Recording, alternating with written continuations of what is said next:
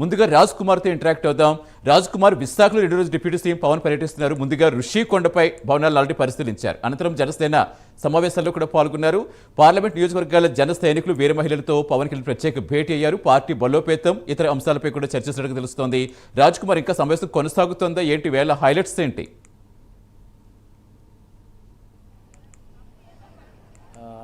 సతీష్, ముఖ్యంగా ఏదైతే ఆంధ్రప్రదేశ్ రాష్ట్ర ఉప ముఖ్యమంత్రి డిప్యూటీ సీఎం పవన్ కళ్యాణ్ ఈరోజు ప్రత్యేకంగా రెండో రోజు జనసేన పార్టీకి సంబంధించినటువంటి సమావేశాలు కొనసాగుతున్నాయి.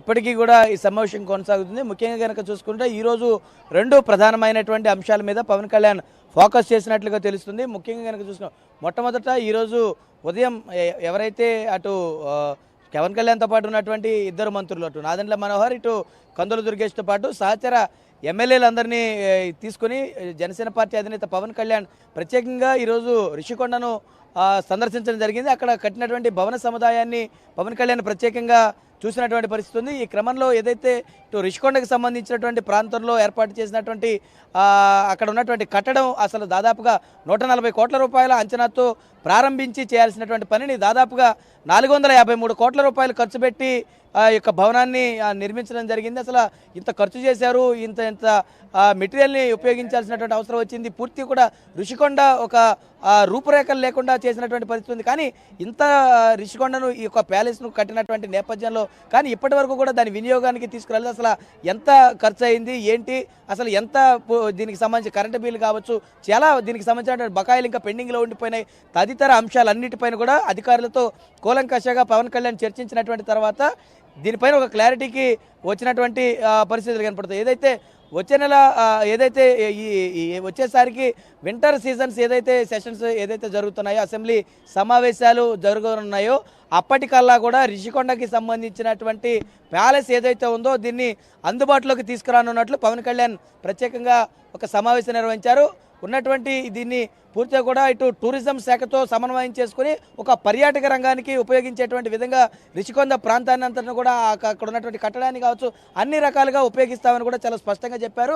మరొక వైపు కనుక చూసుకుంటే ఈరోజు పవన్ కళ్యాణ్ అధ్యక్షతన చాలా కీలకమైనటువంటి ఒక సమావేశం జరుగుతుంది. ఈ సమావేశంలో దాదాపుగా 25 పార్లమెంట్లకు సంబంధించినటువంటి అందరినీ కూడా దాదాపుగా 15 నుంచి 20 మందిని, కొన్ని చోట్ల 10 నుంచి 15 మందిని ఈ సమావేశానికి ఆహ్వానించారు. దాదాపు ఊహించిన దానికన్నా కూడా పవన్ కళ్యాణ్ కలవాలి, పవన్ కళ్యాణ్ ఏం చెప్తారో అది తెలుసుకుని ఆచరణలో దాని అంతటిని కూడా చూపించాలని జన సైనికుల ఆసక్తితో ఉన్నటువంటి ఆహ్వానానికి మించి కూడా ఈ సమావేశానికి రావడంతో దాదాపుగా పవన్ కళ్యాణ్ ఇప్పటికి కూడా ఈ సమావేశాన్ని కంటిన్యూ చేస్తున్నారు. 2 దశల వారీగా ఈ సమావేశాన్ని ఎంచుకున్నారు. మొదటి దశలో పవన్ కళ్యాణ్ అటు నాదెండ్ల మనోహర్ ఇద్దరు కూడా చాలా క్రియాశీలకంగా ఉన్నటువంటి వాటన్నిటి కూడా పార్టీ నాయకులకు ఇటు ఉన్నటువంటి ఎవరైతే సభ్యులైతే ఈరోజు పార్టీలో యాక్టివ్గా ఉన్నటువంటి వారందరూ ఉన్నారో వారందరితో ఒక ప్రత్యేకంగా ఒక సమావేశం ఉదయం నుంచి నిర్వహిస్తారు. మధ్యాహ్నం ఒక బ్రేక్ తర్వాత మళ్ళీ ఈ సమావేశం కంటిన్యూ అవుతుంది. ఎందుకంటే దాదాపుగా పార్టీలో విజయం సాధించినటువంటి తర్వాత జనసేన పార్టీకి సంబంధించినటువంటి కార్యకర్తలు ఆ పార్టీకి బలం, మిమ్మల్ని అందరినీ నాయకులుగా తయారు చేయాలని ఒక లక్ష్యంతో ఈ పార్టీని ముందుకు తీసుకెళ్తారు. నాయకుల దగ్గర ఎవరైనా సరే మీకు అనుకూలంగా లేకపోయినా, కార్యకర్తల మనోభావాలు దెబ్బతీసే విధంగా ఉన్నా, లేదంటే నియోజకవర్గంలో కార్యకర్తలను పట్టించుకోకపోయినా, కార్యకర్తల దగ్గర నుంచి ఏదైనా సమస్య కనుక తన దగ్గరకు వస్తే అక్కడ నాయకులే ఫెయిల్యూర్ అయ్యారనేటువంటి ఒక విధానాన్ని పవన్ కళ్యాణ్ కార్యకర్తలకు బలోపేతం చేసేటువంటి దిశగా వారికి ఒక మనోధైర్యాన్ని నింపినటువంటి పరిస్థితి. మరి ఇటు నాయకులు కూడా దీన్ని దృష్టిలో పెట్టుకుని ముందుకెళ్లాల్సినటువంటి అవసరం ఉంది. ఎందుకంటే కార్యకర్తలకు ఎవరైతే అండగా ఉంటారో వారికి పెద్దపీట వేస్తాం, వారికి ప్రథమ స్థానాన్ని కల్పిస్తామని పవన్ కళ్యాణ్ మొదటి నుంచి చెప్తా ఉన్నారో దానికి అనుగుణంగానే ఈరోజు సమావేశం అంతా జరుగుతుంది.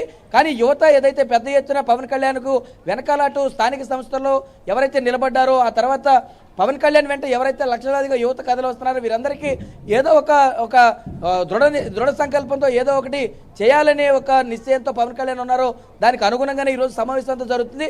తర్వాత జరగబోయేటువంటి యాక్షన్ ప్లాన్ ఏదైతే భవిష్యత్తులో వారికి ఏం చేయాలనుకుంటున్నారో దానికి సంబంధించినటువంటి అన్ని అంశాలను కూడా పవన్ కళ్యాణ్ ఈరోజు వారితో మాట్లాడబోతున్నారు. రేపు దీనికి సంబంధించినటువంటి బహిరంగ సభ ఇందిరాగాంధీ స్టేడియంలో ఈ యొక్క సభ నిర్వహించబోతున్నారు. కాబట్టి మరి పెద్దగా దీనికి సంబంధించి దాదాపుగా రాష్ట్ర వ్యాప్తంగా ఉన్నటువంటి 12,400 పైచీలకుగా ఉన్నటువంటి వాలంటీర్లందరినీ కూడా ఈ సమావేశానికి ఆహ్వానించారు. మరి రేపు సమావేశానికి కూడా పార్టీ అన్ని రకాల ఏర్పాట్లు కూడా చేసింది. ప్రస్తుతం అయితే 2వ దశ సమావేశం కొనసాగుతుంది. ఈ సమావేశం అనంతరం మరి పవన్ కళ్యాణ్ ఏం మాట్లాడతారనే దానిపైన కూడా ఆసక్తిగా ఉంది. ఇవాళ 2 సమావేశాలు జరిగినాయి. మొదట ఏదైతే రుషికొండకి సంబంధించి ఎమ్మెల్యేలందరితో కూడా సమావేశం నిర్వహించారు. అక్కడ ఉన్నటువంటి ప్రాంతాన్ని సందర్శించినటువంటి తర్వాత జరిగినటువంటి విషయాలంటే కూడా తీసుకొచ్చారు. మరి సమావేశం కూడా జరుగుతుంది కాబట్టి ఈ సమావేశం అనంతరమే మిగతా అంశాలంటిని కూడా ఒక చర్చకు వచ్చేటువంటి అవకాశం కనపడుతోంది. సతీష్.